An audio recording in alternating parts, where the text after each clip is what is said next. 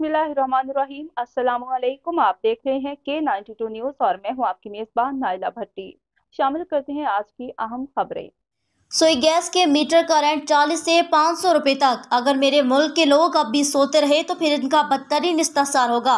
ये आपके हक में बेहतर आवाज़ है। K92 न्यूज़ इलियास मुगल कराची की रिपोर्ट के मुताबिक गैस के मीटर का रेंट 40 रुपए से बढ़ाकर 500 रुपए करने से कराची के शहरी इस मसले पर पुरजोर मजम्मत करते हैं और अपना एहतजाज रिकॉर्ड करवाते हुए सोशल मीडिया, तमाम कानूनी माहिर, वकला, सियासी व समाजी शख्सियात और अकाबरीन से पुरजोर अपील करते हैं ज़ालिमाना तरीके निज़ाम को ख़त्म करने के लिए मुतल्लिका इंतज़ामी हुकाम और सिंध हाई कोर्ट और सुप्रीम कोर्ट में सोई नॉर्दर्न गैस कंपनी के खिलाफ कानूनी चाराजोई से गैस दाखिल करें। कराची के शहरियों को इस जुल्म से निजात दिलाएं।